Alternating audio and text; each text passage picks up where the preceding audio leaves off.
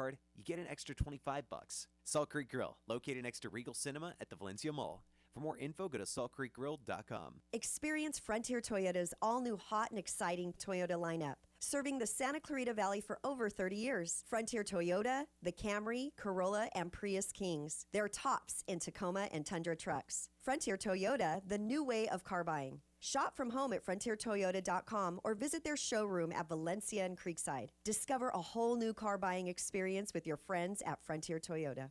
Accidents happen, but rest assured Patterson's Collision Center is here to help. Patterson's is a family-owned and operated collision repair facility providing the Santa Clarita Valley with premium collision repairs. Patterson's prides itself on being the only California-certified green repair shop in all of Santa Clarita. They are insurance claim specialists and even offer payment plans for your deductible. For personalized, friendly service, visit pattersonscollisioncenter.com or call 294-1011 and let Patterson's Collision Center help ease your worries today.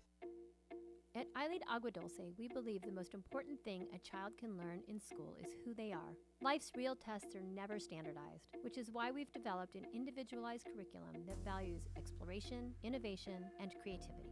As our learners grow, so do we. Our tuition-free charter school is currently enrolling grades TK through 8, and we've adapted to the needs of today by expanding our play-based social-emotional learning to the online world. With inspiring discovery at the core of every experience, your young learner won't miss a beat with our current distance learning model. We hope you will become part of our school community so that you can enjoy iLead Agua Dulce's beautiful indoor and outdoor campus for hands-on inspiration, including a hands-on makery, an art studio, garden beds, a greenhouse, and a technology-based exploratorium. To learn more about iLead Agua Dulce and our distance learning program, visit iLeadAguadulce.org. We're enrolling now. iLead Schools, free to think, inspired to lead.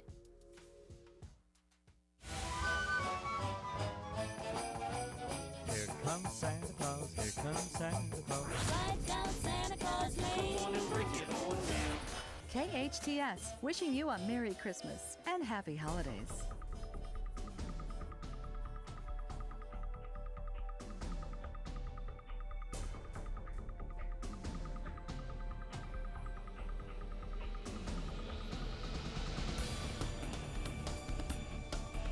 Good morning, Santa Clarita. Welcome in. You're listening to KHTS, your hometown station, 98.1 FM and 1220 AM. This is SCVi and iLead Schools, Eye on the Valley. I am Matt Watson. Welcome back. It is good to have you with us on another Friday morning. We've got a great show for you, and you know what? We're going to jump right into it today. My brother Big T is going to be joining us later this hour, and next hour we've got Kevin Becker, teacher and producer at the SCVi Theater program with Hannah Davis, his collaborator on their next project. But first, we've got a very special treat for us here on Eye on the Valley. Having lived in the Santa Clarita Valley since 1983, as a young boy, my first guest dreamed of flying fighter jets. That's right, he graduated from Saugus High School in 1994, having received then Congressman Buck McKeon's endorsement to attend the U.S. Naval Academy in Annapolis. Congressman Mike Garcia went on to graduate with distinction and then received his master's degree from Georgetown University in National Security Studies. From there, he went on to realize that boyhood dream and attended flight school, and shortly thereafter began flying those F-18s. He served in combat during Operation Iraqi Freedom and stayed in the Navy until 2009 when he began working at Raytheon. There, he developed, engineered, and sold new technologies to the U.S. military and our allies. He and his lovely wife, Rebecca, have two boys, Preston and Jed. And as you all know, Mike has moved on to his next mission of service to his country as he was elected to Congress representing the 25th District earlier this year, completing Kitty Hill's term, and now has been re-elected to that very seat, defeating Christy Smith in last month's general election. Representative Garcia, welcome back to Eye on the Valley. Hey, Matt, thanks for having me. I really appreciate it. Oh, it's our pleasure. You're doing well, and congratulations on your big win as well. Well, thank you very much. I do appreciate that, sir. And congratulations to you. It seems like just a few months ago we were having this same conversation, but you've got a little bit more wind under your wings right now. So when you were sworn in, absolutely. When you were sworn in back in May, you immediately had to focus on several major projects, including the pandemic that was really ramping up, right. And then your re-election campaign had already started. So now that you've got another 2 full years, what are your top priorities these next couple of years? Yeah, and actually it's a continuation really of what our priorities have been. You know, we did, like you said, I had about 4 elections in the span of roughly 8 months. When we won in May, our district hadn't had a representative in about 7 months with Katie Hill's resignation happening in the November prior to that. So really our focus then was to make sure that we were taking care of our constituents. We, with the help of probably one of the best teams in the nation, our district field office reps and caseworkers have closed 500 constituent casework packages. These are people that needed help with COVID assistance, people that needed help with VA assistance, Social Security, passports, green cards, et cetera. And our team has just done God's work in that regard, closing 500 or more cases. And so that really remains the focus, to make sure that we're taking care of the district, that we're getting relief to the folks that are being impacted the most by COVID. And as we go into the new term in Congress, hopefully we can get a meaningful COVID relief bill voted on here in the next couple of days that will actually help small businesses stay in business and help taxpayers and citizens stay solvent through these shutdowns that we're experiencing, especially in California. It's especially difficult right now. So really making sure that we're getting through COVID, and then after that, continuing the investments in our nation's security, continuing our investments in law enforcement, and really making sure from a public safety perspective we're taking care of California 25. Well, we appreciate it, your leadership, both very locally and then globally as well. You know, gosh, you mentioned the pandemic, and it's probably everybody's top priority nationwide and then very locally. It's kind of a tough ebb and flow, right? Because keeping people safe without absolutely crushing our economy. We're in the midst of probably our most extreme outbreak nationwide, and here in California, in your district as well. But it seems like also every day we hear about another business that's closing its doors permanently. So how do you suggest that we combat this virus while still keeping our economy moving? Yeah, and first and foremost, we need to take the measures that are going to mitigate the risk of spreading the virus. The washing the hands, using antibacterial soaps and lotions, social distancing, wearing the mask. These are all proven mitigations to the spread. So we've got to continue to do that. What's not proven is that these shutdowns, whether it's restaurants, nail salons, or hair salons, or any other business that has been suffering now for going on 9 months, there's no hard evidence that shutting these businesses down is actually mitigating the risk of spread. And so what we can't do is afford to just cannibalize our entire economy and continue to see thousands of businesses go out of business with hundreds of thousands of employees in our districts losing their jobs and simultaneously. We just can't afford to do that anymore. We need to allow these businesses to get back online. We need to get our kids back in school. There are now probably more suicides as a result of businesses going under, people losing their livelihoods. The emotional and mental toll that this has taken on our children through these virtual classrooms is now far worse than the impact of COVID on our children. And we need to make those delicate trades and those balances, but we have to get our businesses back online and get our kids back in school ASAP. Yeah, you're absolutely right. It's been tough. You know, my son's a college freshman. He was looking forward to going away to college, but of course he's stuck in his bedroom doing school online just like everybody else is. And he told me, Dad, you know what? I don't care if we're online second semester. I'm moving up to San Francisco. He's going to go live on campus regardless of whether or not they're in classrooms or virtual. It's been tough. Right. Good for him. Yeah. Yeah. I mean, all these shutdowns do is move the location and move the address of where the risk of spread is occurring. It's not actually removing the risk of spread. And in the meantime, it's absolutely killing our economy. It's killing our kids, and it's going to be one of the largest detriments to the development of our children. Yeah, I agree with you. It has been rough. Now, you and our board op Patty were talking about it before we went on the air this morning. You were elected this time around by an extremely small margin in an election where we had record voter turnout.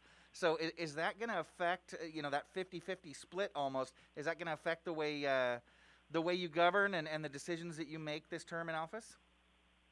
Yeah, and let me just be clear. I don't govern. I represent, right? So my job here is to vote in accordance with two things. One, my own principles and my own values. I will always stay true to those. I'm a conservative by mind. I'm a conservative by heart. So I will never compromise my principles regardless of an outcome of an election. However, I did win the election. So it's not a mandate by any stretch of the imagination, but I will continue to vote with my ideology, and I will continue to vote with what's true to my core principles. But I also represent now a very purple district, and when you look at the voter registration, it's actually a blue district. The Democrats actually have about an 8 to 9% advantage in voter registration. So I'm mindful of that. There's been several votes I've taken, and I will continue to look at multiple issues and work across party lines, vote across party lines as necessary. But in the end, my loyalties lie with the Constitution of the United States. My loyalties lie with the long-term national security interest that we have as a country and the survivability and longevity of this country, as well as our district. And so if that means ultimately if I vote in accordance with my ideology and what I think is best for the country, that I'll lose an election in the future, we'll cross that bridge when it comes to it. But I'm honored to be obviously representing California 25 for 2 more years. I think 2022 will be an easier election when there's when voter turnout is maybe a little bit lower and there's not as much attention at the national level being put on the election. But in the meantime, we're going to do our job here and do what's best for the nation and our district. Well, we appreciate that level of leadership, and gosh, it certainly couldn't get any tighter in 2022. No, it could not. It could not. The irony is we're not even the tightest race in the country. I won by 333 votes, and there's 2 races, one in Iowa, one in New York, where the margin is like 6 and 50. So it could have been worse. It could have been more stressful. But it's been a long month, and Rebecca and I are proud to have earned the trust of the district and be representing California 25 again. Yeah, absolutely. I know you've got to go. One more question really quickly, and kind of a self-serving one, if you'll entreat me. Before our school campuses were shut down, you visited our school, SCVi, and a number of other charter schools in the area. You've always been a strong proponent of school choice, and Absolutely. Thank you for that. So given that margin of victory, do you feel that your support of school choice played any role in that reelection? Absolutely. The beauty of having a thin margin, like I did with only 333 votes, is I can literally point to everyone who has supported us and in all honesty say it made a difference. So I think my support for the charter schools was a big play in this, and I think a lot of parents right now are especially in the wake of what we've seen with COVID, realizing that we do need school choice, charter schools, private schools, public schools, and homeschooling, and we can't be restricted. And so absolutely, you guys made a huge difference, and I'm humbled by all of the support we got out there, from the donors to the voters to the 500 volunteers on the ground, and we'll continue to do the right thing and serve with honor here. So really appreciate you, Matt. Definitely. Like I said, kind of self-serving, but the point is, oftentimes we think, what can I as one person or me and my friends do? But, that those smaller levels of advocacy can really make a huge difference on a national level. Well, Congressman Absolutely. Garcia, we know you're busy, and you called in kind of in between votes this morning. We really appreciate it. Thanks for checking in with us. You and your family have a Merry Christmas, and we'll talk to you soon. Thanks, Matt, and say hi to Tony for me, and God bless, and have a great Christmas as well. We've got Tony coming up next break if you want to hang around and chat with. Now, I know you've got a lot going on. I got to drop off, unfortunately, but give a big hug for me if you will. Will do. All right. We'll see you, Matt. You take Thanks, care. Patty. We'll see you guys. Bye-bye. Bye-bye. But you make sure that you stick around because, like I said, we've got a lot more show for you. Next hour, we've got a couple of theatrical producers coming up who will share how they are making sure that the show does go on. But first, Big T is going to be stopping by next break. If you've never caught Big T's 5 Minutes of Fame, boy, you are in for a treat. We'll have that next. You're listening to SCVi and I Lead Schools Eye on the Valley. I'm Matt Watson on your hometown station, KHTS. Why did Mercedes-Benz of Valencia win the Dealer of Excellence Award in 2019? Because we strive to provide the most outstanding sales experience. Mercedes-Benz of Valencia COO Chris Paz.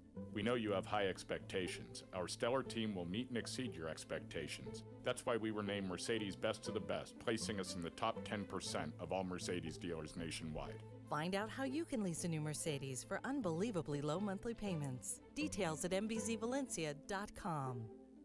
I'm Tamara Gurney, President and CEO of Mission Valley Bank.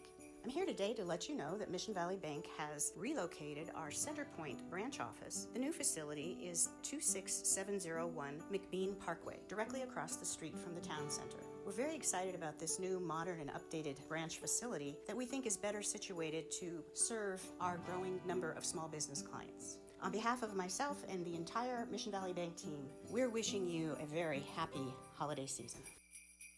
Hi, Kirk Stinson here with Plumbing by Kirk, your hometown plumber, here to let you know that it's sometimes more cost-effective to have Plumbing by Kirk fix it than to have your husband wrestle with those plumbing problems. And if you play your cards right, you might not have to let him know that we were even there. We invite you to visit our website for free plumbing advice at plumbingbykirk.com or give us a call, 263-6519. That's 263-6519. My dad is the best plumber ever. Plumbing by Kirk. Hello, I'm Mike Lindell, and when I invented My Pillow, I wanted to have everything you'd ever want in a pillow. You can adjust the patented fill to your exact individual needs.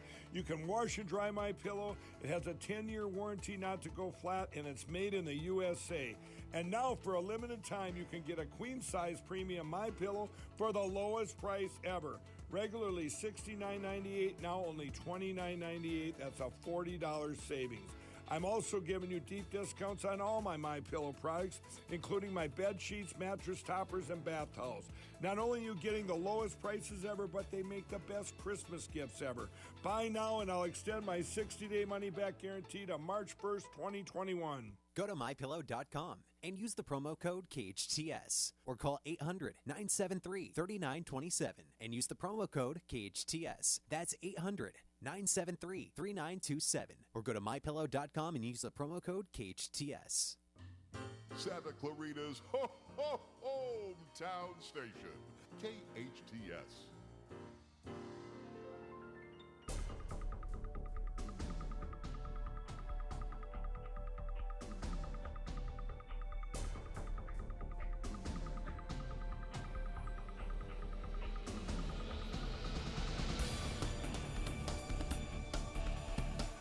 Welcome back.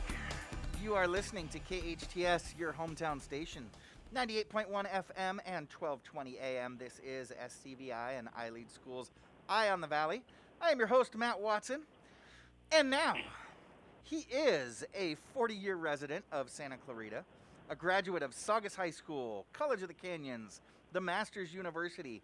He is an executive for a billion-dollar nationwide corporation. He is a community leader, philanthropist, and volunteer. He is an amazing family man, and he is Mom's favorite. It is Big T. Welcome back, brother man. Hey, and apparently a friend of Congressman Garcia, too. Apparently so, man. He sends you big ups and a hug and everything.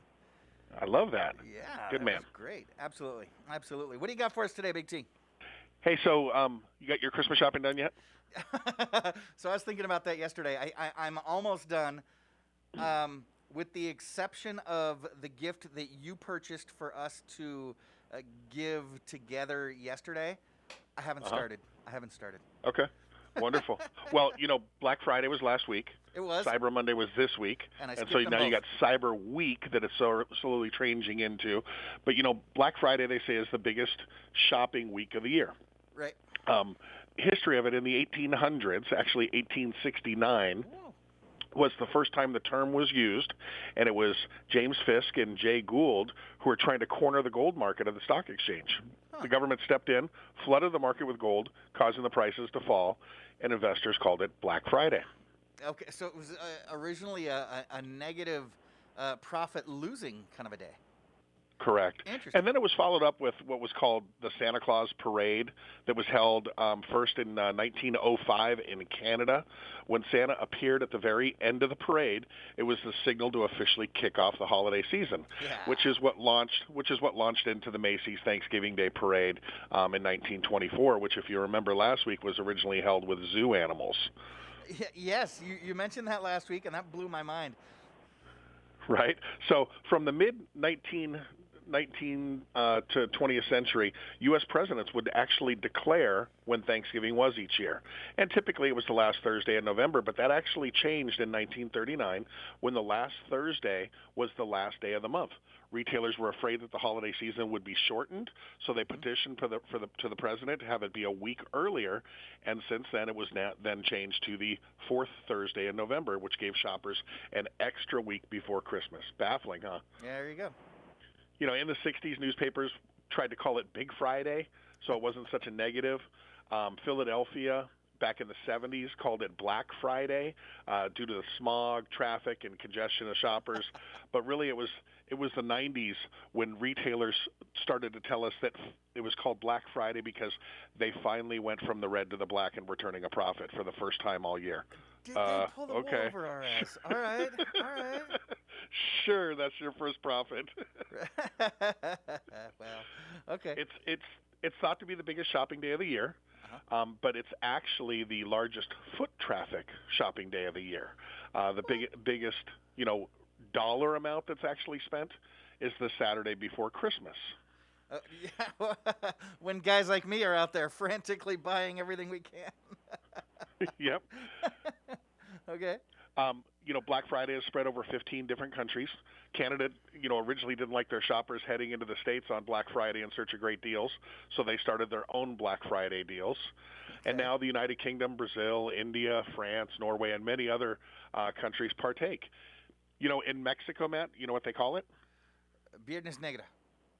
No, but that's a good guess. Right. They call it El Buen Fin, which, Matty, go ahead and tell them what translates into. It's a good ending? A good weekend. The good weekend. Oh, okay. Fin, short for fin de semana. Okay, a good weekend. Yep. All right, cool. Yep, and it's actually attached to the anniversary of the 1910 Mexican Revolution. And Buen Fin, and unlike our Black Friday, it lasts the entire weekend, which most Buen Fins do, right? Well, yeah, definitely. In 2011, Walmart broke the tradition of Black Friday, and they opened up on Thanksgiving. So now it seems to be this, obviously pre-COVID, this race against the clock to see who can get opened early. But 33 million Americans plan to run out on Thanksgiving and do some shopping. And they now call that Gray Thursday for whatever reason. Well, because mom's just sitting in the kitchen with the gravy all depressed. Right. You talk about disrespect. You show up at Thanksgiving and say, sorry, we got to split out to Walmart for a little while. Right. We'll grab a Big states. Mac on the way. Don't worry about us. Yep. There's 3 states that actually ban stores from opening on Thanksgiving. Good for I think them. it's Massachusetts, Minnesota, and I think Ohio. Fun fact, Matt, 12% of the people that go shopping on Black Friday are actually drunk. Which, if you think it's like the night of Thanksgiving, okay, I get that, but 5 o'clock in the morning, I love that. Well, okay, so I'm just wondering how many of that 12% of people, I'm wondering how many of them were just out there out of their skulls and saw a line and thought, well, I don't know, I'll get in it. Or either that or, there's 5 of them together and all of a sudden your sister-in-law whips out this little flask to pour into your coffee. Oh, they were sober when they got in line, huh? Exactly. Some other fun stuff, Matt. Black Friday is also the busiest movie night of the year typically. Nobody wants to go cooking again and you were with family all night. It's also, as we learned last week, the busiest day of the year for plumbers. I know from working in retail, they typically said that 80% of retail sales come in the fourth quarter, October, November, December. Mm-hmm. That's where 80% of retail sales come from. But, Matt, 20% of retail's annual sales come from between Black Friday and Cyber Monday in those 4 days. Isn't that huge? Wow. That is massive. Typically the top 4, Amazon, Walmart, Best Buy, and Target are the top 4 in retailers for people to sit there and shop on Cyber Monday. Do you know who number 5 is? Okay, so give me the big 4 again. Amazon, Walmart, Best Buy, and Target. Don't give too much thought, Maddie. Okay, so number 5, I'm going Rite Aid. No, FarmersOnly.com. I'm just kidding. It's not the busiest shopping day of the year. That's the Saturday before. But now, as of 2 years ago, Cyber Monday has now passed the Saturday before Christmas as the largest shopping day of the year. Really? Folks like me doing the shopping from home. Boy, I am not going to fight that mall parking lot. Yep. On average, on Black Friday, people will spend about $900 each, and they'll spend about 2.5 hours in line. They'll actually spend more than $1,000 on Cyber Monday. Wow. Okay. So some weird stories. 2008, at a Toys R Us, two families argued over some merchandise. Both men were packed. They both pulled out their heaters, and, Matt, there were gunshots fired. Both men lost their lives. The stampede happened in the store, right there in front of all the kids. Wow. Yeah, right? You know Hey, there's a little boy right there. Right. There's no toy worth that. That's just nonsense. No, absolutely. In 2008, one of the first, one of the other tragedies is a Walmart employee actually died in a stampede. I remember that. 2010, a Georgia man stole a laptop from Best Buy on Black Friday. As he fled the store, a couple of U.S. Marines confronted him. Dude pulled out a knife and stabbed one of the Marines. Now, the good news is he got caught, and the Marine made a full recovery. Hoorah. But since 2016, we had 3 shootings across the U.S. So get this.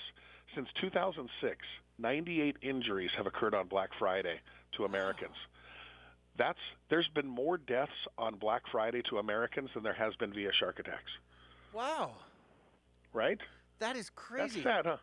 You better play with that toy, son. I killed a man for it. Right. Get this. In 2018, there were actually 4 children that got what they wanted from their parents from shopping on Black Friday. 4 of them. 4. Oh, my gosh. Right. That's an alarming statistic, Big T. Yeah. Hey, Big T, producer Sarah wants to know if you've got any good news for us today. I do. Okay, good. So the window keeps opening, right? So it used to be Black Friday, you start at 6 o'clock, then stores open at 5, then they open at 4, then they opened up at Thanksgiving. And then in the 2000s, this phenomenon started happening. People started lining up in sleeping bags and tents out in front of the store, which was great. I mean, I love a good late-night drive-by. You just drive by, holler, you take your super soaker. Sorry, I'm just kidding. You're a bad person. But there's no more tailgating this year because of COVID, obviously. Right. But, hey, it happened. Reportedly, Matt, one of the biggest, producer Sarah will love this, one of the most popular items on Black Friday, pajamas. Pajama, oh yeah. Yeah. Yep. Studies also revealed, Tony, Matt. Speaking of Christmas pajamas, do you guys do the entire family matching pajamas picture on Christmas Day? No. Oh, okay, good. No, they won't let me do that. They won't let me do that no more. Yeah, you know, once the parents get past their mid-30s, that's not allowed anymore. So. Yep. So 14% of retailers have the same price on Black Friday that they do on other stores, and the worst retailers on Black Friday, Matt, jewelry stores. They only show a 4% discount at Black Friday at best. When you give the fact that their normal markups like 60% and all the advertising they spend, shame on them. KHTS doesn't have any jewelry stores advertising, right? I'm not going to. We don't advertise any jewelry stores. Go ahead. Perfect. We'll pay the piper later. Shame on them.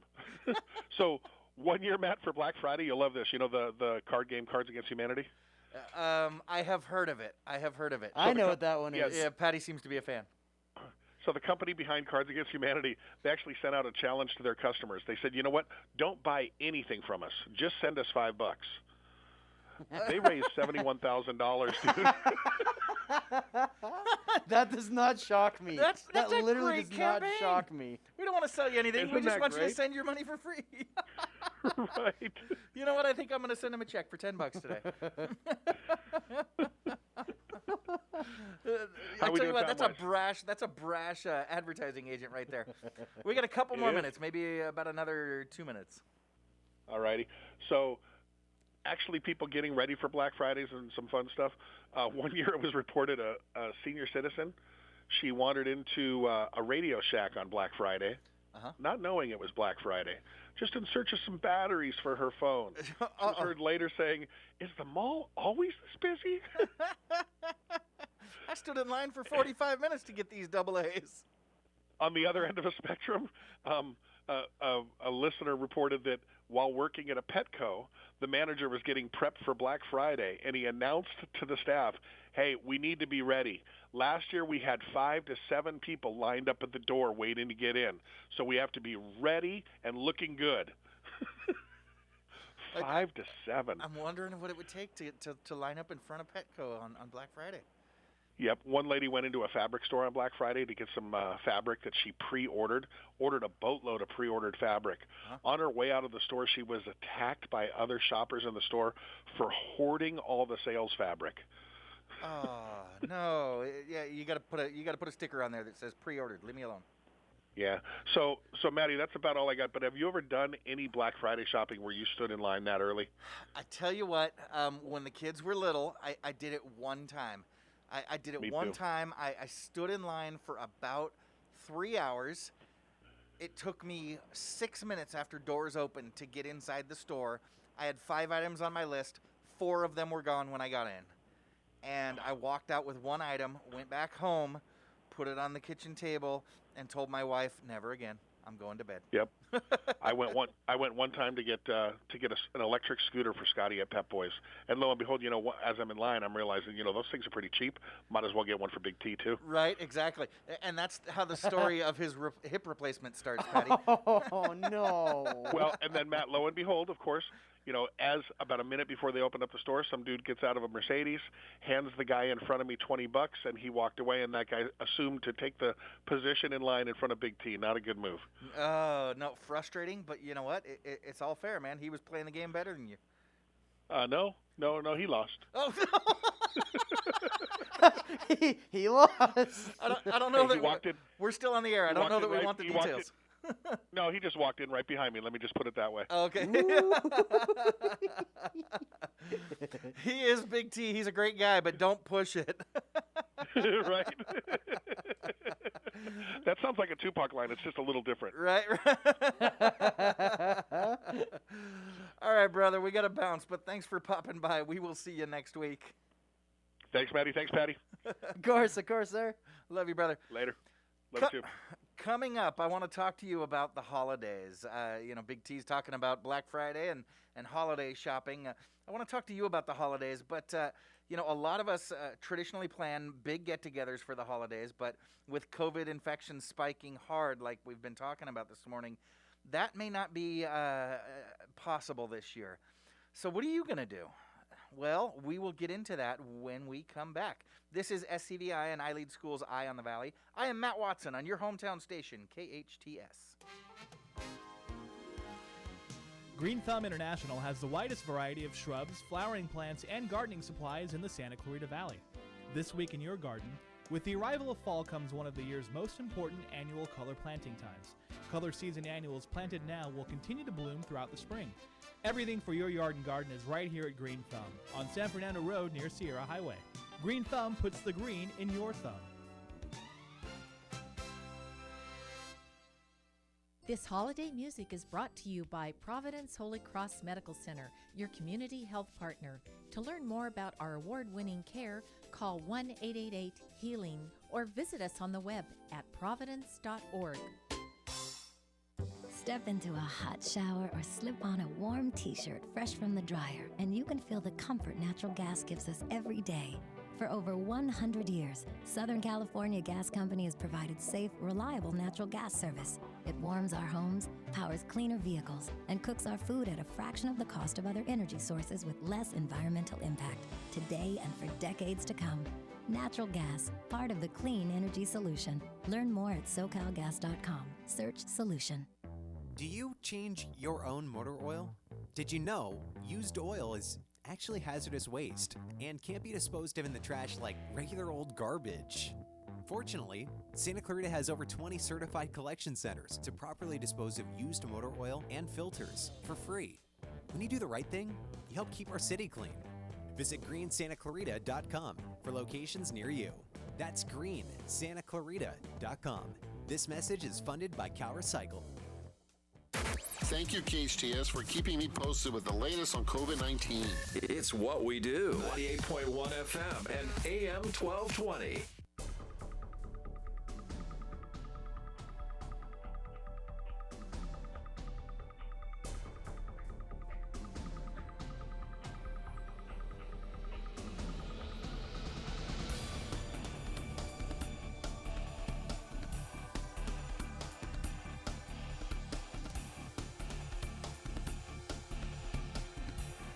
Welcome back. You are listening to KHTS, your hometown station, 98.1 FM and 1220 AM. This is Matt Watson, and you're listening to SCVi and iLead School's Eye on the Valley.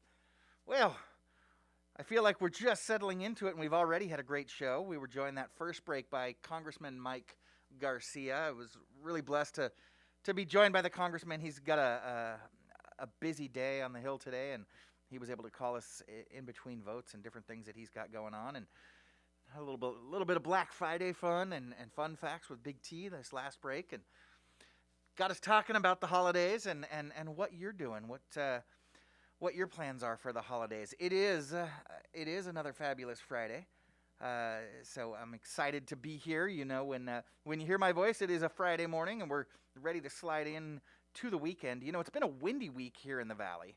It's beginning to look a lot like Christmas out there as well. You know, driving around, the city's been decorating, and so have the neighbors, and the holiday season is definitely upon us. We hope you had a wonderful Thanksgiving. So how did you spend your Thanksgiving? Did you hunker down like the CDC and the Los Angeles Department of Public Health and Governor Newsom asked? Well, I did kind of.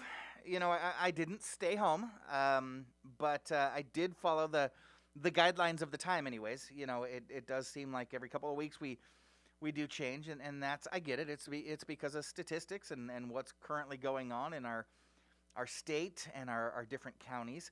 But at the time of Thanksgiving, you know, we were on that rule of kind of gatherings should include only no more than 3 households, and that's what we did. It was you know, Big T's family, my family, and my mother and father, and there were only 8 of us, so we were under the threshold of, like I said, the guidelines at the time. So didn't stay at home, but held to those guidelines. It was a low-key Thanksgiving for the Watson family, but good to see some of the family. But yeah, you know, numbers keep spiking. We heard from Governor Newsom yesterday, and he's suggesting that we restrict ourselves more and stay in as much as possible, and then also suggesting that if we don't get this thing under control quickly, then there may be a hard-hitting lockdown coming, and nobody wants that, right? So like Congressman Garcia reminded us, make sure that we're washing our hands, using sanitizer, and keeping distance, and doing all the different things that we can do to avoid the spread of COVID. But like I said, with cases in California week after week continuing to rise, it seems like we hit a new record every day. I'm starting to worry about the rest of the holidays. You know, off the air, as we broke, my brother, Big T, and I were chatting about what our family may be doing for the holidays, and we didn't get too deep into it, obviously, but yeah, families are starting to talk about, okay, what are we going to do? And you know, we have those conversations every year. We doing it at your house or my house this year? Are you bringing the ham? Who's going to have to sit next to Aunt Sally? You know, that kind of thing. You start to have those conversations. But I think the conversation's going to be a little bit different this year, isn't it? So let's talk about it. Depending on how complicated your family is, planning what to do for the holidays can be a little bit difficult. And this year, 2020, may be even harder, again, depending. You know, I was talking to a friend of mine yesterday who recently moved to Texas, and so their plans, they moved there shortly prior to the COVID outbreak, and so their plans were already just to stay at home with family, and so it was kind of a no-brainer for her. But I do dare say that it's not that way for most of us. Okay, like I said, depending on how complicated your family is, the decision on what to do for the holidays can be a rough one. But so in 2020, we're not only wondering, you know, are we going to do it at your house or my house, and who's bringing the ham? But we're also sitting here, what are we, about 4 weeks out now, wondering what kind of restrictions are there going to be. Are cases going to start to drop a little bit, and maybe we can have a Christmas kind of like Thanksgiving, or are they going to continue to spike and we get put on a hard lockdown? So are we going to even be able to get together like we always do? I got to tell you, my family's Thanksgiving, I mentioned this year was pretty low-key, but it's always pretty low-key. We typically enjoy Thanksgiving, like I said, with the 3 households, and we will invite an uncle or an aunt or a family friend from time to time that we didn't do this year. But but Thanksgiving in my family is typically a little bit smaller and low key. But Christmas is different in the Watson family. Very different. Our Christmas typically involves about 8 or 9 different households of up to 25 people, and we're all from kind of the Southern California region. Nobody really traveling in from out of state. We do have one of our brothers that comes in from Las Vegas, just on the other side of the Nevada border, but we're all kind of local. Not too many people flying in. Fortunately, gosh, that day before Christmas trip to the airport doesn't have to happen for us. But like I said, certainly well beyond those guidelines of 3 households, 15 people. We typically have a lot bigger celebrations. So we've got to have that conversation as a family. What are we going to do? I got to be honest, I'm not sure. It's going to be a tough conversation because the holidays are important. If you've listened to my show at all, you know how important family is to me, how important holidays are to me and the rest of my family. And so I'm starting to think, what are we going to do? And I'm sure you guys have been thinking the same thing. And, I know it's not the same, but I do remember back in the spring, we radically shifted what we do for Easter. Easter's another one of those big holidays in my family, and we had a Zoom dinner for Easter. Like I said, it wasn't the same, but we still enjoyed a nice remote I think we did an Easter brunch is what we did. So I'm starting to think for Christmas, do we do a Zoom dinner? That might be possible. And I know what you're thinking, Matt. It's not the same. Come on, a Zoom dinner. That's not Dad carving the turkey and everybody sitting around a big table, kind of Norman Rockwell style. I get it. But there's some things that we can do to kind of spice it up and make it a little bit more enjoyable. But think about the ways that maybe we can adjust if we're not able to get together. Maybe if you're planning on doing that Zoom celebration and everybody's cooking their own dinner and you're going to put a laptop at the end of the table and enjoy that way. Well, maybe before dinner you start with giving a tour of everybody's holiday decorations, right? You walk around the house and show everybody your tree, maybe go outside and if you've got the house decorated with lights or, whatever other tradition you've got going on in your home, whether it's for Hanukkah or Christmas or whatever other holiday you and your family may be celebrating. Most of us decorate the house, so maybe you carry the laptop around and show everybody else, and y'all take turns giving a little tour of your holiday decorations. Or, sharing food is something that we enjoy doing. Everybody brings a dish and the meal becomes a bit of a potluck. That way, not everything is put on the host. Well, how about this? Obviously, if we're doing a remote holiday, then everybody's going to be cooking for themselves. But how about this? Maybe a day or two before the holiday, if everybody agrees to bake a dessert, enough for the entire family. Again, this only works if you live locally like most of my family does. Maybe you can go door to door and drop off enough of your dessert for everyone at that household. Let me give you an example. So if I decide that I'm going to make my famous Jell-O mold for Christmas, I'll slice off about 4 or 5 slices for Tony and his family and go drop it off on their front door, and slice off a couple of servings for Dad and his wife and drop that off on their front door, and even drive up to Lancaster and drop off 5 slices for my stepbrother and his family. And then that way, you still get to enjoy that, Matt, this Jell-O mold is as good as ever kind of thing on the holiday. Or, maybe everybody tries their hand at the same recipe, right? Is your mom's turkey just the best turkey ever? Or, does somebody have a green bean casserole that everyone just dies for? Well, maybe that person shares the recipe and you all try your hand at it, and then you maybe rate your own success there as everybody's digging in and you say, it's pretty good. I give it an 8 out of 10. It just isn't Mom's turkey though, or what have you. So you can do something like that, or maybe you play a game after dinner. Something as simple as what was the best, worst, and funniest thing about 2020. And if you want to put a fun spin on it, because, if you ask best, worst, and funniest thing about 2020, you're going to get a lot of similar answers. What if you were to play Taboo style, right? You ever play Taboo where there's, you got to get people to say a certain word, but you can't use certain words? What if you surveyed around the family everybody's best, worst, and funniest memory of 2020, but you're not allowed to say the words COVID, virus, pandemic, or quarantine, right? So maybe that'll be a fun way to share. Or maybe you go the other direction and you have the family write maybe the 12 days of COVID Christmas and sing it together. Wouldn't that be fun, Patty? You sing the 12 days of COVID Christmas, Yeah.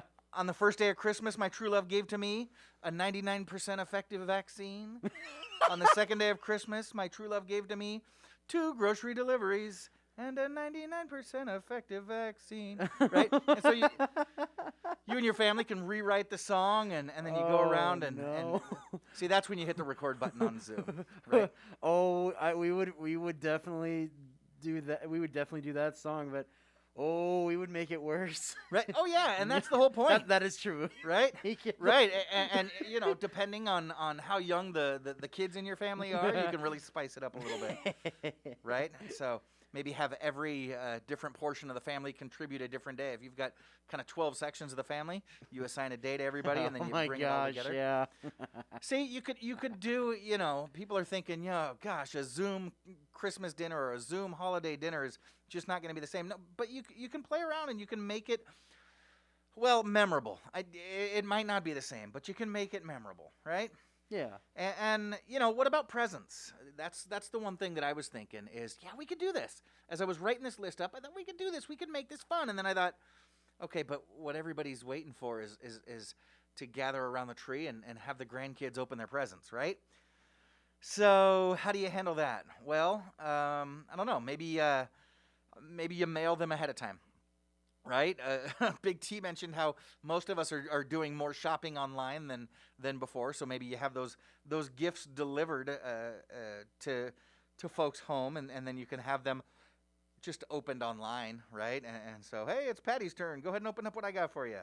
Or again, like I mentioned, if your people live locally, you can wrap them up and hand deliver them, drop them off on the front porch. So, and I'm sure you guys have got a bunch of different ideas yourselves. So yeah,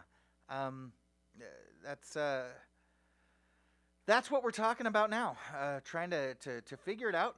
We've got to think about it now. Producer Sarah did correct me. We are only 3 weeks out. So gosh, I do have to get my shopping done. But yeah, talk about this with your family. How are you going to be able to keep everybody safe? Because I got to tell you, I've joked about it before. My son and I live together, and he and I are both young and healthy. And again, he's young and I'm healthy.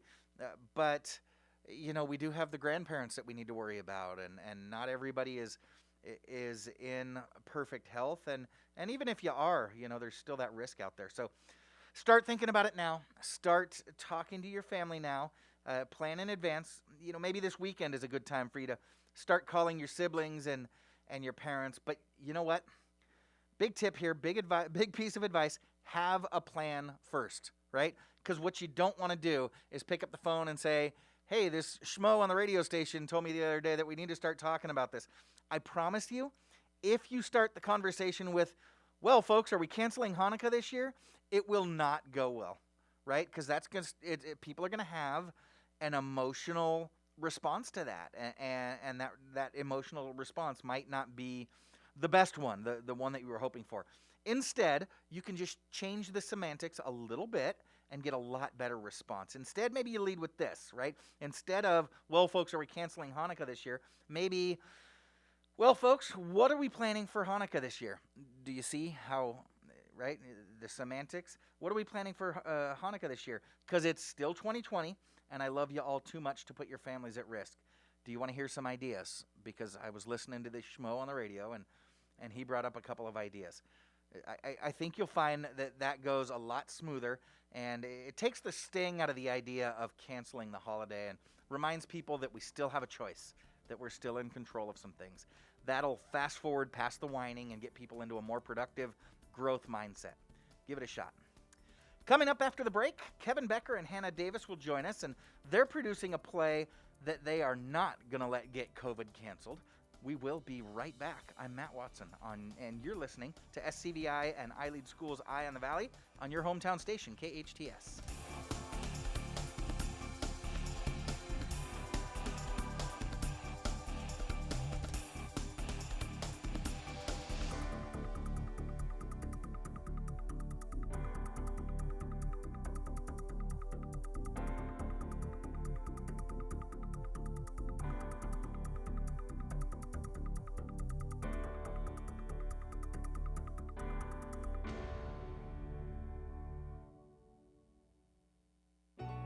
Mend Cryotherapy is open. As always, they continue to clean and sanitize all equipment. Social distancing will be enforced and hand sanitizer will be provided throughout the facility. Temperature checks will be done daily on each employee, and masks will be provided if forgotten.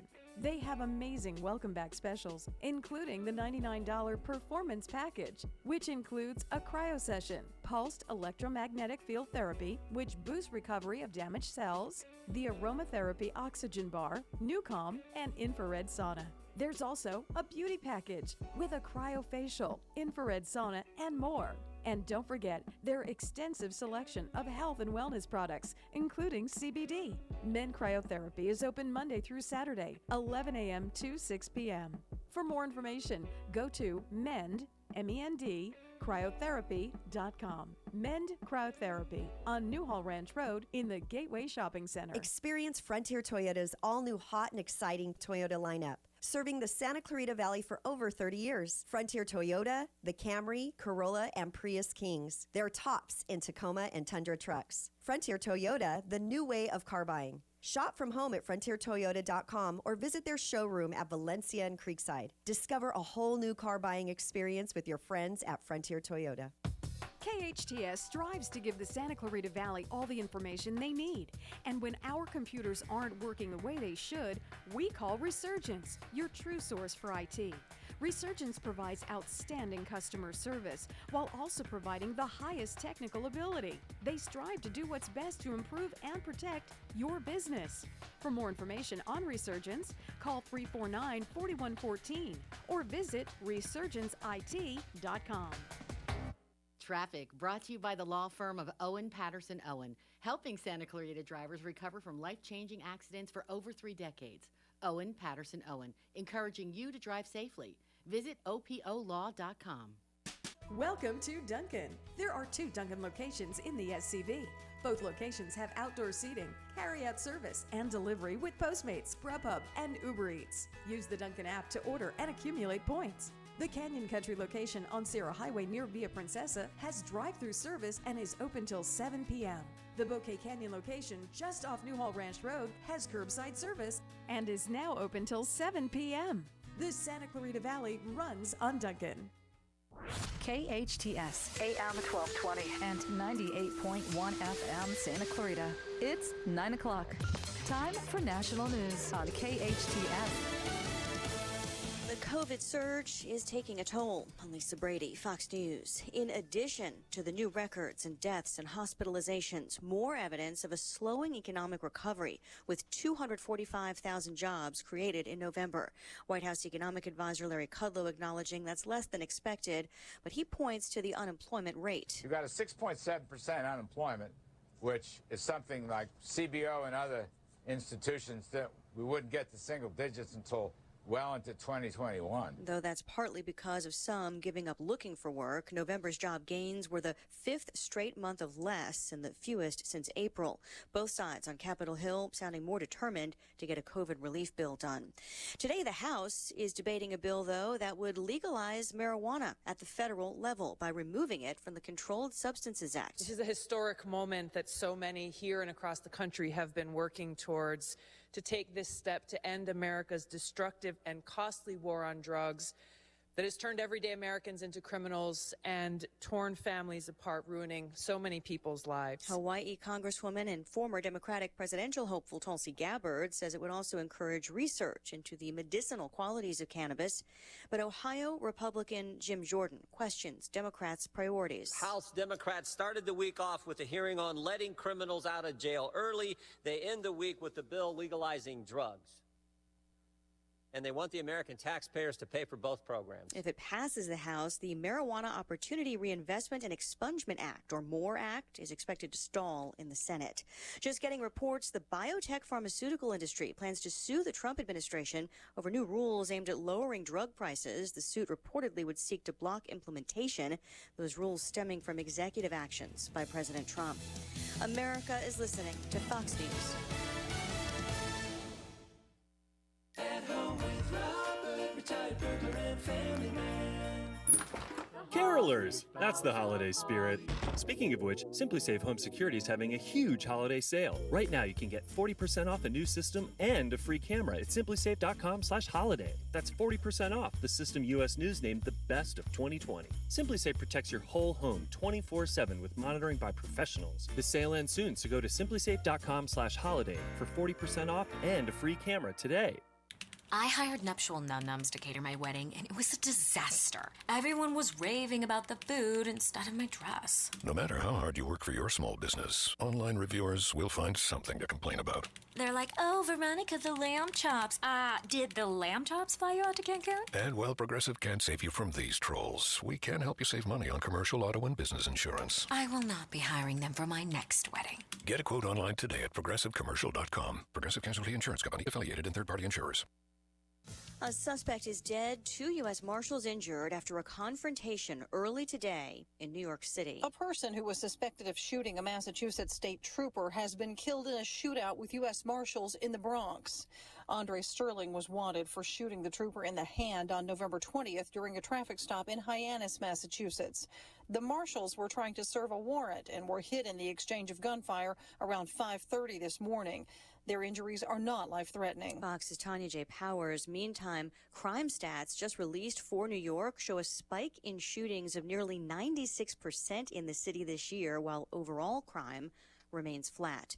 Firefighters in California getting a bit of a break from hurricane-force winds. Winds of up to 85 miles per hour fueled wildfires throughout Southern California, burning several homes and injuring 2 firefighters. Have eased, though red flag warnings remain into the weekend because of low humidity and tinder dry brush buildup across the region. Last night was erratic at best. I've seen fire before, but even last night made me, take notice. Orange County Fire Captain Tan Nguyen saying hundreds of firefighters continue battling the Bond fire in Orange County's Silverado Canyon that's burned almost 6,500 acres with only about 10% contained. Thousands evacuated, one of many fires that crews continue to fight there. Jeff Manasso, Fox News. Just in time for his 104th birthday, a World War II veteran from Alabama recovers from COVID-19. His granddaughter says Major Wooten is physically drained, a little fuzzy mentally after battling coronavirus, but appears to be on the mend. He got the virus after his daughter got it. Madison Hospital sharing video of Wooten wearing a face mask and waving while workers sang, "Happy birthday, dear Pop-Up," as he was discharged earlier this week. And Lisa Brady, Fox News. I'm Stuart Varney, and this is the Fox Business Report. Job growth slowed for a 5th straight month as COVID numbers continue to set records. The Labor Department says the U.S. economy added 245,000 jobs in November. That compares with October's increase of 610,000 jobs. The weaker jobs growth takes place as many governors are putting further restrictions on businesses to slow down the pandemic spread. Households that get their power from Pacific Gas and Electric will see their bills go up by 8% beginning March. The rate hike was approved yesterday. The money will help the utility prevent wildfires in Northern California by replacing outdated equipment. PG&E was blamed for fires in 2017 and 2018 that killed more than 120 people. That's your Fox Business Report. I'm Roger Stern, invested in you.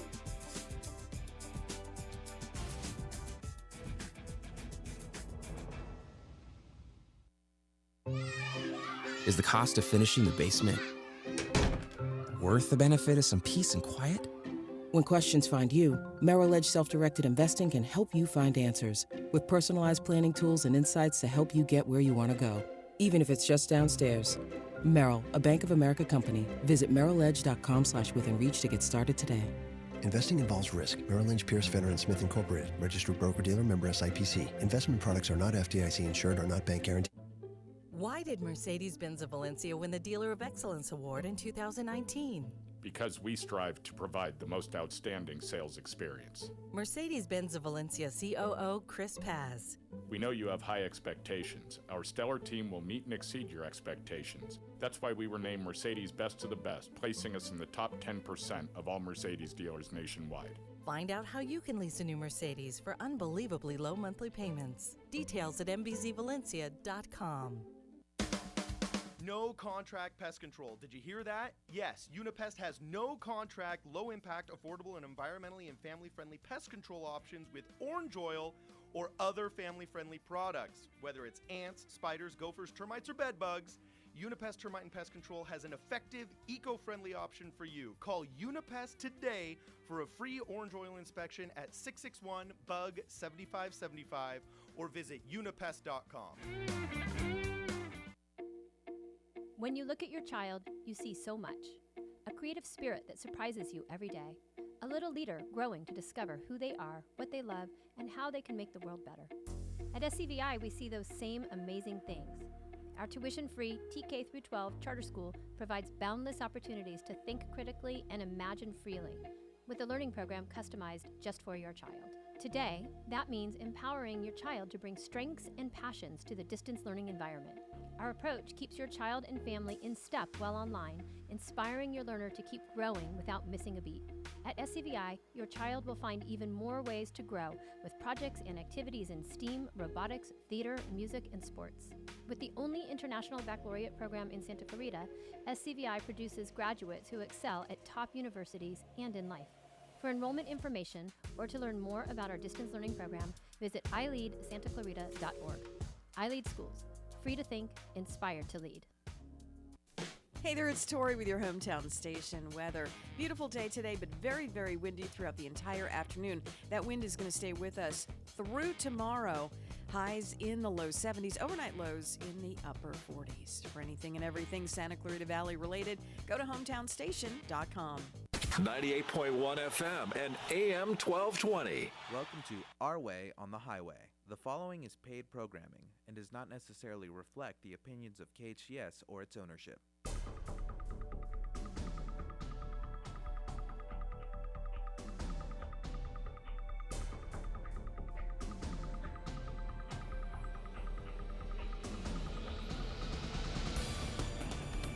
Welcome back. You are listening to KHTS, your hometown station, 98.1 FM and 1220 on the AM side. This is Matt Watson, your host, and you are listening to SCVi and iLead Schools' Eye on the Valley, the show that used to be called Our Way on the Highway. About a year ago, we shifted things up, changed the name to Eye on the Valley, and changed our focus a little bit. Like I said, the show is brought to you by SCVi and iLead Schools, and we do talk about everything going on at our schools, our public charter schools. If you're not familiar with us, SCVi is located on the west side of the valley in southern Castaic. I know we say Castaic and people say, oh, way up there. Well, it's actually just right off of Newhall Ranch Road and the 5 freeway over there on the west side of the valley. We've also got a school here on the east side of the valley, iLead Agua Dulce, just up the 14, a couple of minutes from downtown Newhall. But yeah, we also spend quite a bit of time looking around and seeing what's going on around the valley, keeping our eye on the valley. Well, my next guest is passionate about live theater, and man, when was the last time that you saw a live production? Well, they say in show business that the show must go on, and this young man is making sure that things do. Kevin Becker is a staff member and facilitator at SCVi, where he's produced a number of stage productions as well as teaching English, theater, and biology, among other subjects. He is the very pulse of life on the SCVi Upper School campus, and a teacher whose popularity is only rivaled by his alter ego, Kevy Westside. Kevin Becker, welcome back to the show. Thank you, Matt. I don't know how, did I write that for you? Because I didn't know that was going to happen. So, Kevin, I think your co-producer, one of your learners, is supposed to be calling in, but we don't have Anna on the line yet. I'm hoping maybe producer Sarah can see what's going on and get her to call in. But in the meantime, let's talk about what you're doing and what you've got going on. But we'll back up a little bit and help our listeners get to know about you, okay, or get to know you a little bit, okay? So, okay.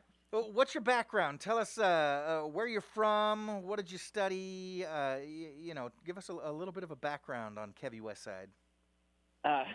Excellent. So I am born and raised Cleveland, Ohio. We like to joke. I moved out to LA right before LeBron did, so we talk about how he followed me. Nice. And so I grew up there. I started theater when I was 7 years old. I was in a production of The Music Man at my parents' church. It was the first time I was told I was too tall for a role. So that was I'm on the radio. Nobody gets that I'm 6'4". Right. And I've been doing it ever since. I went to Baldwin Wallace, now university. It used to be Baldwin Wallace College. And I got my BA in theater from there. Which is actually where I met the director of our show, Cordy Winter-Dwyer. Oh. We were college classmates together. We were in a lot of our theater productions. Cordy was an amazing assistant director and director, and I was a persistent actor. So when the opportunity for us to work together out here came, I very quickly recommended Cordy, and so it's been really great. So I've got a BA in theater from Baldwin Wallace. I've got my master's in education, and I've been at SCVi now for just over 5 years. I was gonna say, I think you got your 5-year pin this last year, didn't you? I didn't get my 5-year pin. You didn't get your pin? Oh, no. Stupid COVID. Because my date was in October, so it didn't. They were like, we gotta wait till next year, and I was like, There we go. Where's that trombone when you need it? Womp womp. So you've My got life. your my life. So you've got your BA in theater, your master's in education. So do you consider yourself an entertainer who uses your storytelling powers to educate, or are you a teacher who's gifted to teach others to tell stories and entertain? I guess a little bit of both. I try to view myself. I don't know. I look at education as the opportunity to connect and to grow and to pass on, stories and ideas and passion. But there's so much, especially when you're teaching in the arts. There's so much that you learn and so much that you get just from your kids. Yeah. The best story that I have is a couple years ago we did a production of The Laramie Project, which is a story about the town Laramie, Wyoming, where Matthew Shepard was so tragically murdered 20 years ago. Mm-hmm. And that show was inspired by the learners at SCVi. They had stepped up. They were doing protests about gun violence. This is before even the tragedy at Saugus. Uh-huh.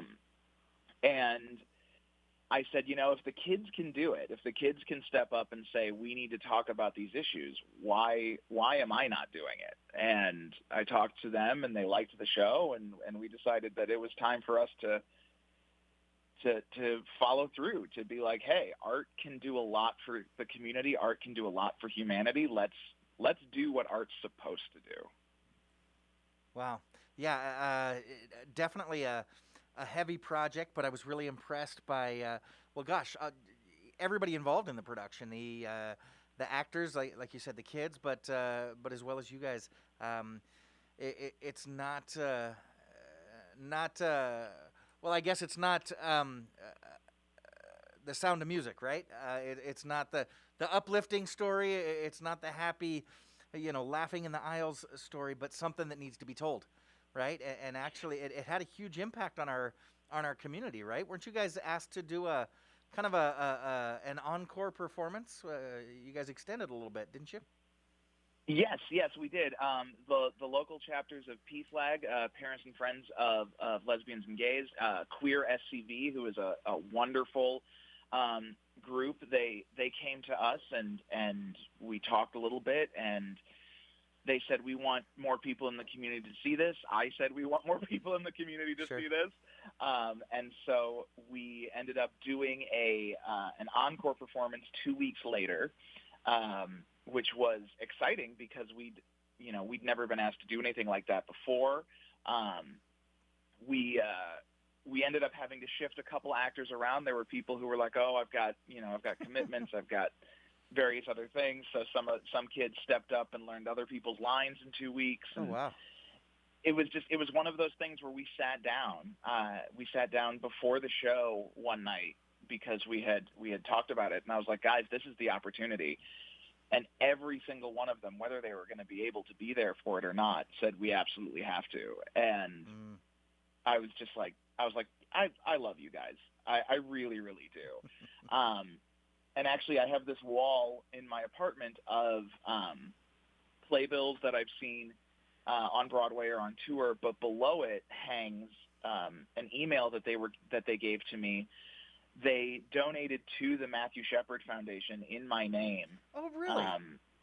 Yeah, as the director's gift. They were like, we raised a good deal of money, and they donated it to the Matthew Shepard Foundation in my name. And I have the email that they printed out. I have it framed on my treasured memories wall. It's one of my most treasured possessions. I can imagine that is really touching. And so that production, like a lot of the stuff that we do at SCVi and our iLead schools, was really learner-led. And so is this, from what I understand, the current show that you guys are working on. Can you tell us a little bit about the show that you guys are working on? Yes. So this show is an SCVi original. It is entirely conceived and written by the learners. Really? So it's what we call devised theater, and devised theater is theater that is created with an impetus from something that already exists. For our purpose, we are looking at the Norse myth of Ragnarok, and Ragnarok is, for people who may only know the Marvel movie, Ragnarok is the kind of end of days, but then new beginning in Norse mythology. Okay. And we sat down and we talked, and we knew we wanted to do something around a myth. So Cordy is directing this piece. Cordy is a very accomplished and very talented devised theater artist. Mm-hmm. She has created back in Cleveland and out here in LA several wonderful pieces that were created by the team, by the actors, by the designers, by Cordy as the director. And they sat down and we said, we want to do something for mythology, but we don't know what. We spent a couple of Zoom meetings at the beginning of the year talking, and we ended up on Ragnarok because Ragnarok is the idea of creation from destruction, creation from everything being laid bare. And we looked at 2020 and we went, yup. Okay, we so talked about. Go ahead. Oh, go ahead. Well, I was going to say you're talking about we, and we were looking for a myth. We came up with Ragnarok, and we started talking. Who do you mean we? Is this you and Cordy were working on this and then presented the idea to your learners, or is this the learners having a say from the very inception? So Cordy and I said myth. That's the only thing that the two of us kind of handed down. We were like, we should give them, and this is basic project-based learning stuff too, which is what we do at iLead. Give them parameters and then let them run. And so we said we'd like to do something based on a myth, and then we turned it over to all the kids who wanted to be involved. We've got about 8-9 actors. We've got a handful of technicians. We've got people who just kind of wanted to sit and learn about it, about how to create theater. And so we came to the kids and we said, okay, we want to do a myth. What do you guys want to do? And then Cordy and I kind of sat back and we let them have discussions, and we guided their discussions if we needed to, which honestly we didn't have to do that much. And they came to this idea of Ragnarok, and they were talking about how it might be interesting to comment on, in our world right now, we are watching a lot of the status quo has been stripped down. A lot of it has been almost destroyed because of everything that's been going on this year. Like, the pandemic certainly, but there's so much else. There's this look at systemic racism. There's this look at healthcare. There's this look at even how we do elections, and all of that is, we're having to take it and start anew. Okay. And that's what Ragnarok is. Ragnarok is, as the gods fight, as the gods war, many of them are gone, but then there are some who are left, and they don't look at it and say, everything's destroyed, what do we do? They look at it and they say, this is our opportunity to create something new. This is our opportunity to create something better. And that's what our kids want to do. Our kids at SCVi, and I got to say, a lot of kids in this generation are looking for, how do we take what exists and make it better? How do we make it something good for everyone? And it's honestly my favorite thing about working with high schoolers is that they have this open and optimistic look of how we can fix the world. You're absolutely right, Kevin, and it's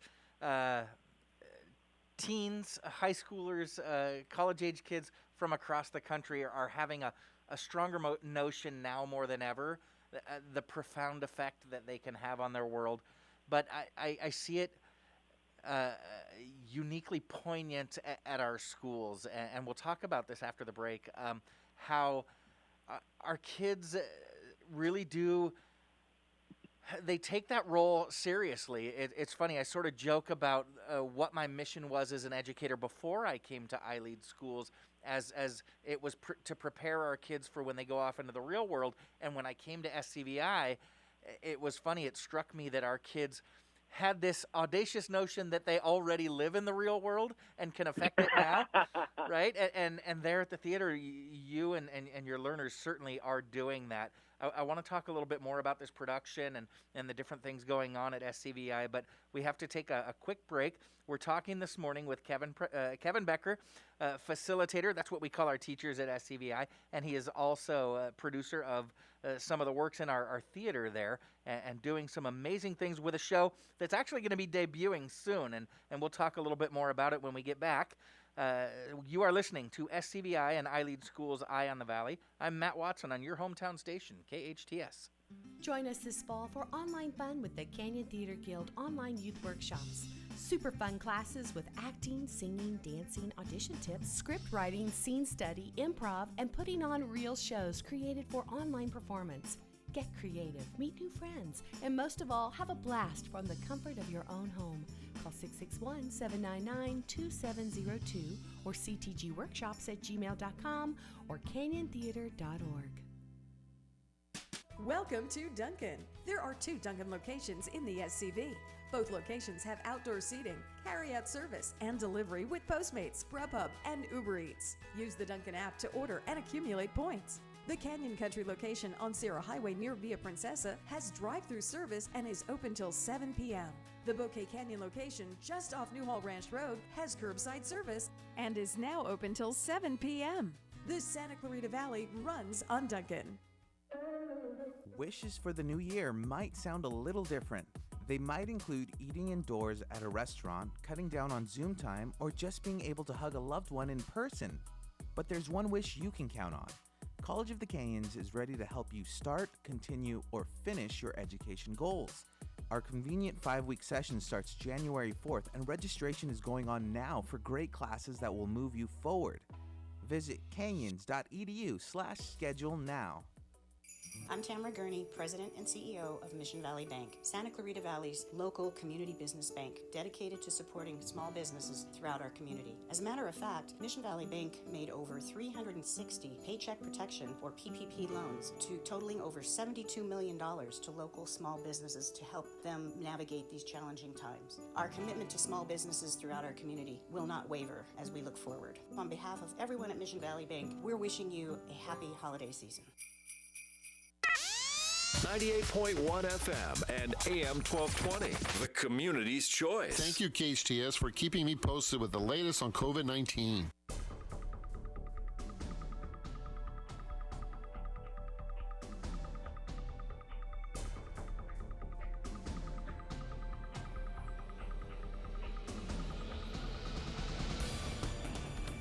Welcome back. You are listening to KHTS, your hometown station, 98.1 FM and 1220 on the AM side.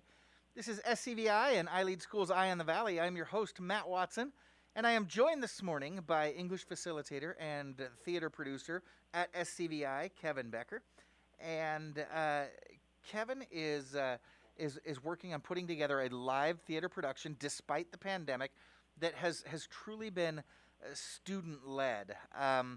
Now, Kevin, before we get back into that, I also mentioned that you teach English. So are you doing English and theater this year? I know you've done biology and a couple other subjects. Yes. So currently I'm teaching 11th grade English. I'm teaching IB Language and Literature Year 1. I've got Acting 1, IB Theater, and then I'm also taking a lead on our advisory curriculum this year, which is our social emotional learning, which is at the heart of everything we do at iLead, and it's also totally my jam. So I'm very excited to be in one of the leadership positions for that curriculum. Well, gosh, because you weren't busy enough already, right? But it does sound... Yeah, pretty much. It does sound like the perfect mesh for your talents. Obviously, language and literature and expression and acting and theater and all that stuff goes hand in hand.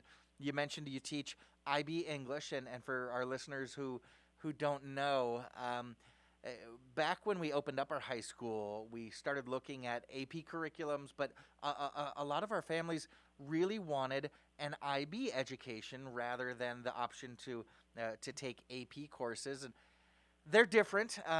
But what I love most about SCVi is that you don't have to be recommended. You don't have to test into these advanced classes. Any learner, regardless of their previous performance, can opt into these more rigorous courses that give you further college credits and things like that. And it really does just deepen and broaden their understanding of the subject matter and the content. But let's get back to this play that you guys are producing. You talked before the break about how you guys are going to be producing this play coming up just after the holidays, I believe, based on Ragnarok. And it's a completely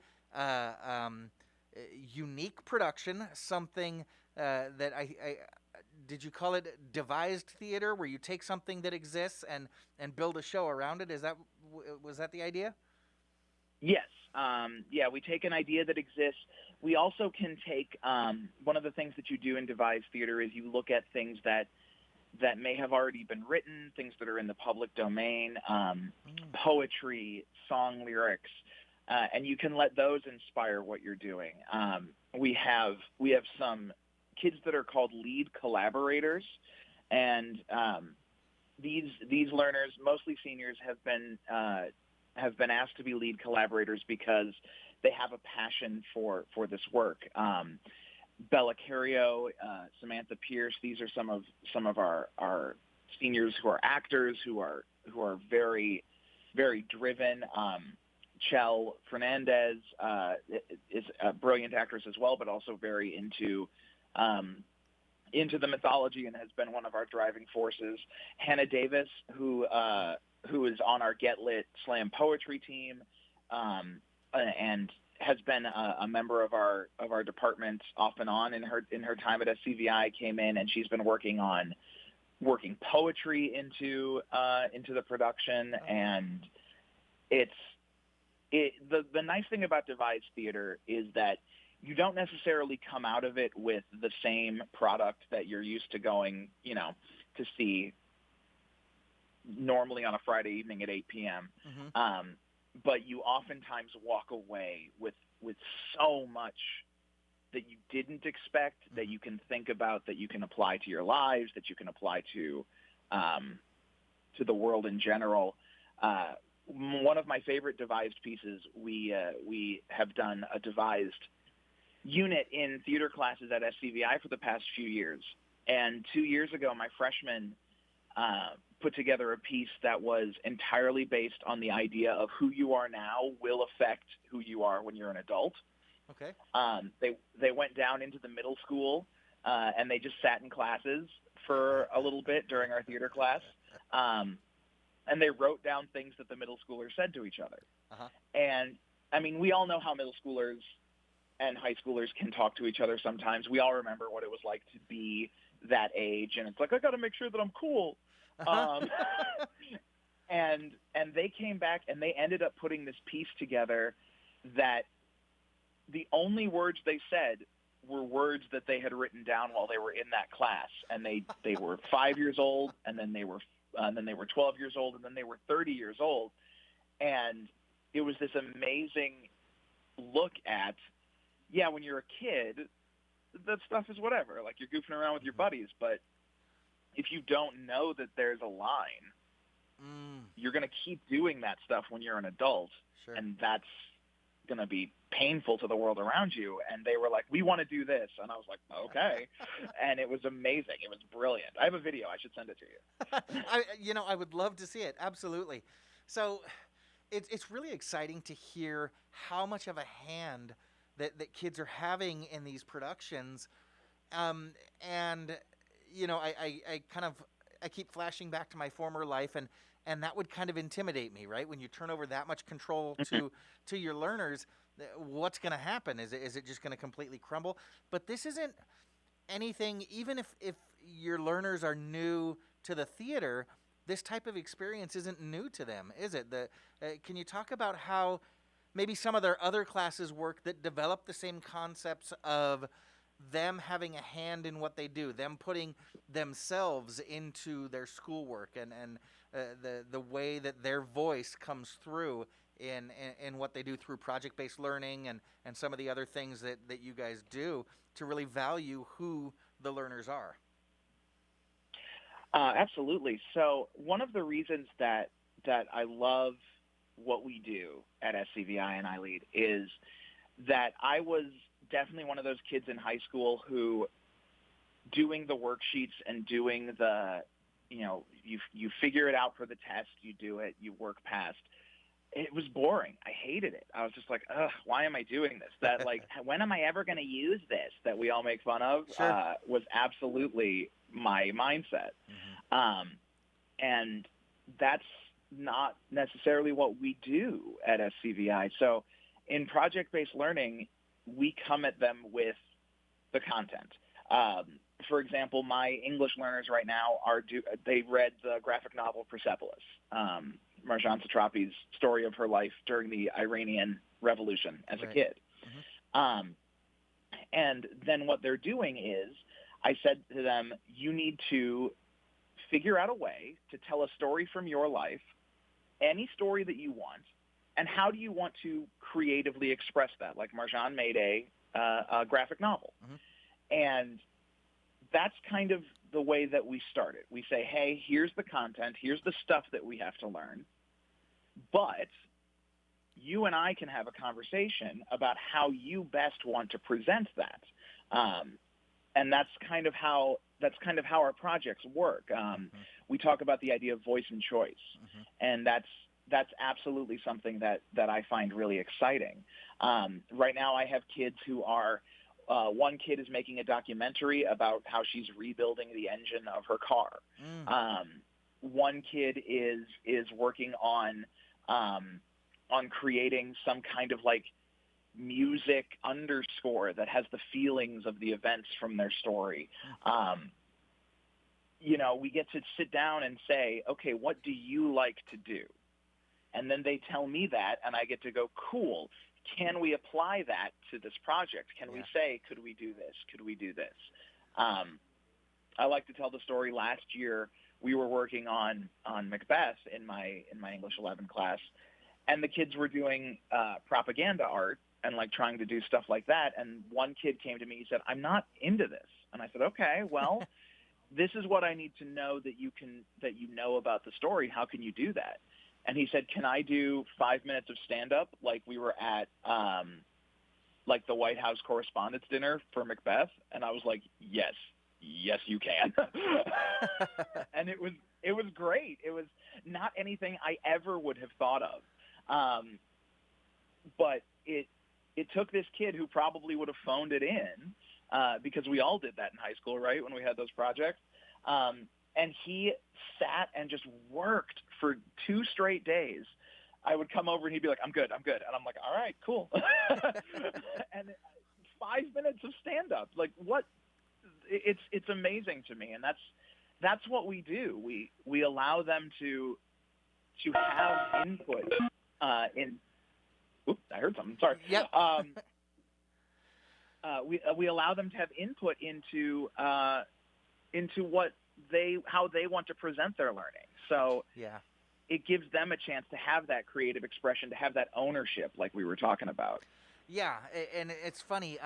Last week on the show, I talked a little bit about creativity and how kids are born with it, and then we teach it out of them, right? And I think oftentimes this notion of, and the word that's coming to my mind, Kevin, tends to have a negative context, but I say it in a positive way, this notion of self-importance, that I too am important, that what I have to say matters.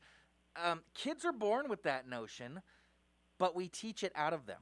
As they become 3 years old, 5 years old, 10 years old, we teach them that the adults in the room are more important and what they say is more important. Well, we don't do that at our schools, and so our kids continue with that idea of, I can change the world. What I'm doing, what I'm saying is important. And what struck me most, I think it was my second year at SCVi, I had a 4th grader come into my class one day, and she was bummed out because the previous day she couldn't go horseback riding because her horse was sick. Her horse had what's called hack, or the equivalent of a cough, and it's because he had spent all night, because they didn't rent a stall in the barn. Her horse slept outside, and it had been raining recently, and so the horse was sleeping with his hooves in the water, and so a lot of these horses had gotten sick. And she was bummed, but what she decided to do was, she said to me, Mr. Watson, what I want to do is I want to find a way to raise money to buy blankets for these horses that have to sleep outside. Can I build that into my current project where you're asking us to explore how we can change the world? And so she started selling T-shirts. Again, she's 9 years old, selling T-shirts, changing the world one horse at a time. And it's that notion that what she had to do was important. And that, if you can imagine, listeners, how that grows into high school and into college, our kids really become leaders. Now, speaking of which, and that funny dinging sound that you heard, Kevin, I believe we're joined now by someone named Annabelle. Do you know Annabelle, Mr. Becker? I do. I know her fairly well. Okay. So I tell you what, why don't you introduce her? Normally I introduce our guests. Why don't you introduce Annabelle? Okay, so this is I would like to introduce to all of you one of our seniors. I mentioned her a minute ago, but this Bella Cario is one of our lead collaborators. She's been active in the SCVi Theater Arts Department since lower school, so since even before high school, as well as being involved in a lot of theater around SCV, and she's absolutely amazing. So yeah, welcome to the show, Bella. Hi. Okay, now, so let me back up. So our board op Patty told me that Annabelle was on the phone. Are you introducing yourself as Annabelle now? No. Oh, okay. Maybe I was like, I have to say my full name. Oh, okay. She went full government on you, Patty. Apparently. Okay. So, alrighty. Bella, it's good to talk to you. I've actually known Bella since she was in second grade, and she's now a learner leader here in the theater. Bella, we've been talking about this production of Ragnarok that you guys are putting together.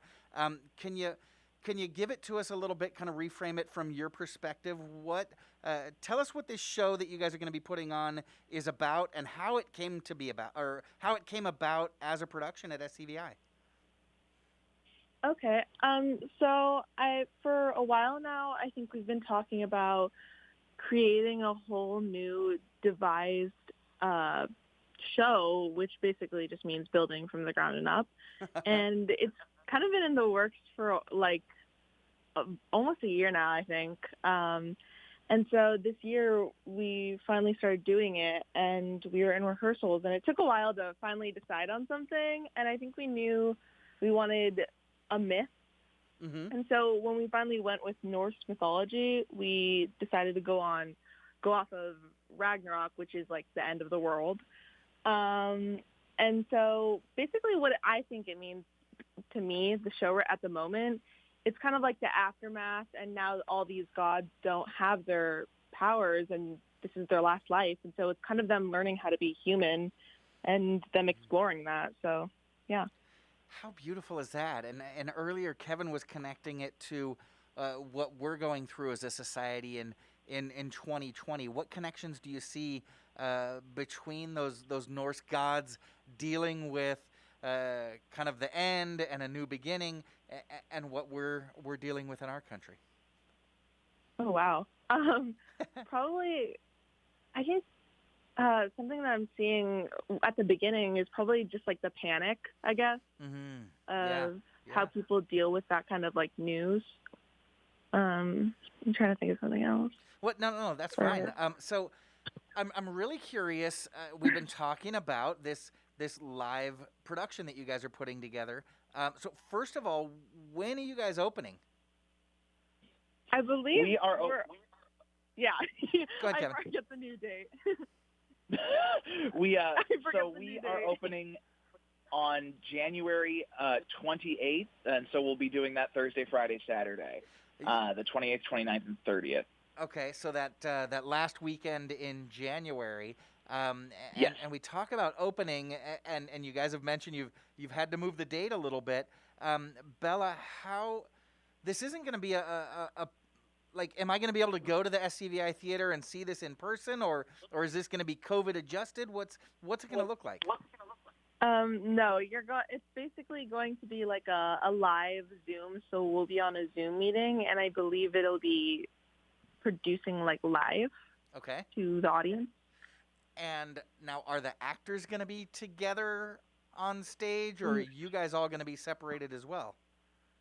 No, we're all going to be separated, and I think we're going to have like supplies to make it look similar, but also I think it'll look a bit like our world in the background.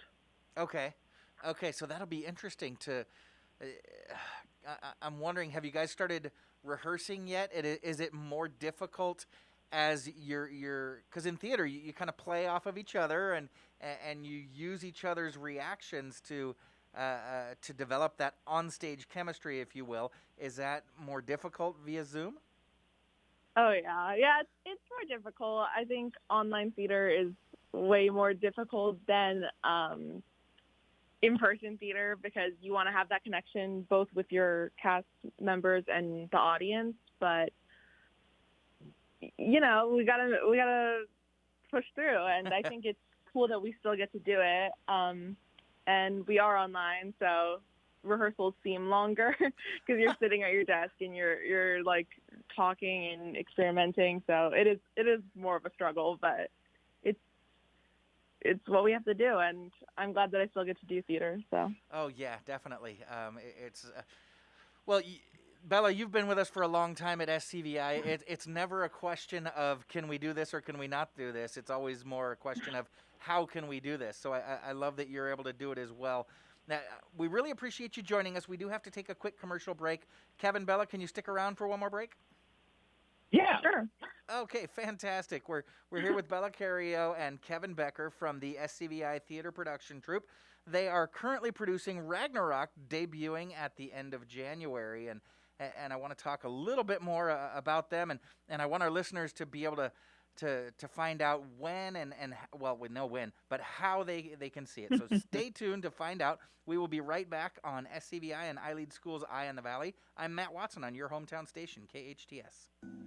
No words can describe the power of belonging to a group of close friends or being part of a family. Insight Treatment Center was founded more than 20 years ago to give teenagers a community of friends and family as they overcome issues like depression, anxiety, and trauma. The new Santa Clarita location is a COVID-secure environment where distance and good airflow are a priority.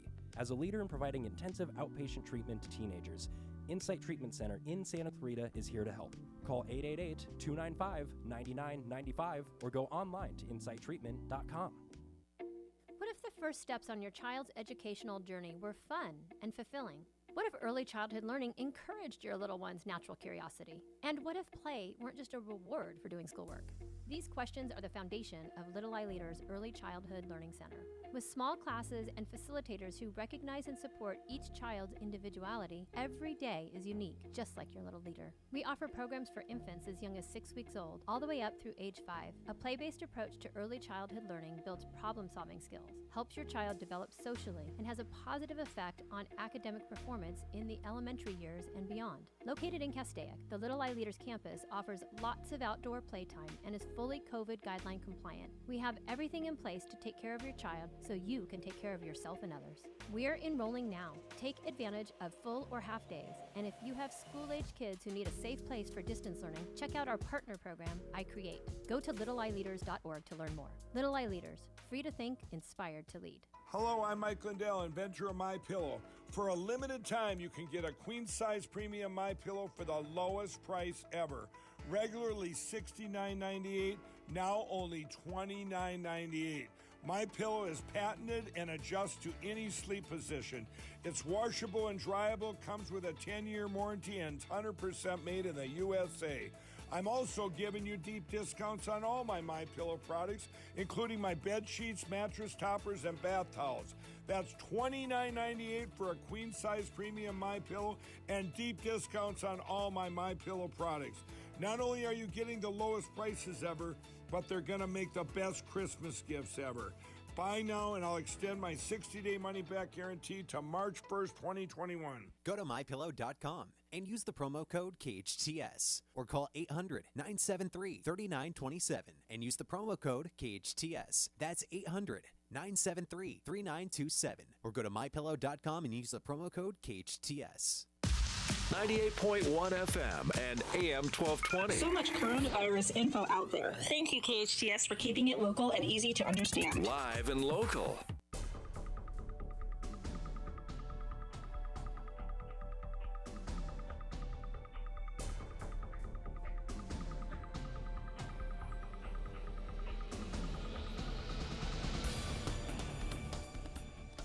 Welcome back. You're listening to KHTS, your hometown station, 98.1 FM and 1220 on the AM side. I am Matt Watson, and you're listening to SCVi and iLead Schools Eye on the Valley. Before the break, we were talking to Kevin Becker and Bella Carrillo from SCVi, who were telling us about the live production of Ragnarok that not only are they going to be performing, but they have completely developed on their own and just kind of taken that notion of the destruction of Norse, of the Norse mythological world and its reconstruction, and they developed that into a completely unique stage production that they're going to be performing live online via Zoom here at the end of January. So, Kevin, tell us a little bit about what it takes to produce, to facilitate, to teach your learners how to create virtually produced theater? Well, that is the question, isn't it? So we knew that going into this school year, this is what we were going to face. Mm-hmm. So Cordy and I and Olivia Riddle, who does our theater arts for 4th through 8th grade, we sat down and we said, what are we going to do? What does this look like? And over the summer, Cordy had worked on projects like this, creating theater online. I went to the Broadway musical theater teachers workshop, which was virtual, but I got to work with some really great people on how to create virtual theater. Worked with Jen Colella, who's an amazing theater performer, and Peter Flynn, who's a teacher in New York and a director in New York as well. And we just talked about how we do this. And theater has always existed in some fashion since its birth, even when it was out in the back of carriages or, horse carts and things. Sure. So we basically said to the kids, this is what we want to do. And it was less about us having to say, well, this is how you do it, and more about them being like, they have stepped up and said, can we do this? And we just go, sure. Right. You basically say to yourself, this is your space. You have this much camera space. Mm-hmm. Move around, find a safe space in your house where you can experiment and you can try things. I think we've all, especially in the last 8 months, have seen readings on Zoom where people are sitting and they maybe have a cool background. And sure. And that's how we had to start, right? That's how we had to get things started. And I what I love about the artistic community is that so many people are saying, okay, we've done that now. What's next? And these kids are absolutely a part of that community because they've gone, yeah, what's next? How do we push this? Because it is the way our life has to be right now, and none of us are willing to compromise to not have theater. So it's constantly figuring out how do we make this happen, and then just trying it. And the kids have been great at that. and if you enjoy that scary sense of live television, it's 2020 live theater via Zoom, and you can sit there and wonder whose dog is going to wander through in the background, or whose weird uncle is going to accidentally open the door, or whatever. That'll be fun. Bella, is it open to the public, or is this something that just the SCVi community is going to be able to view? I believe it is open to the public. Like, anyone can see it, which is pretty cool. Fantastic. So, Kevin, how do our listeners get tickets? How can they tune in? So the easiest way to figure out when our tickets go on sale is to follow us on social media. Okay. So SCVi Theater Arts, we do the RE because we're fancy. So theatre. Okay. Yeah, theatre. Uh-huh. Is on Facebook and Instagram, and we post everything there. So you can just search SCVi Theater Arts on those two platforms. But we also have a page on SCVi's website, which is ileadsantaclarita.org. And then if you look under student life, you'll find arts. And all of the info will be there. We're waiting. We have learners who are designing our poster right now, and once that's done, then we will have a link to be able to get you a ticket.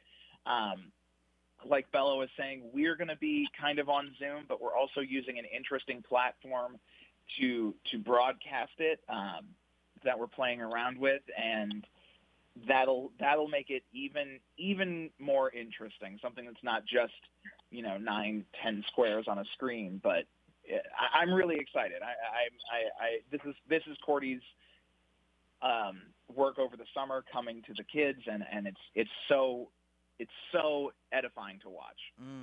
That is exciting. So is Ragnarok gonna be it for the SCVi theater season, or is there another show in the works for the spring as well?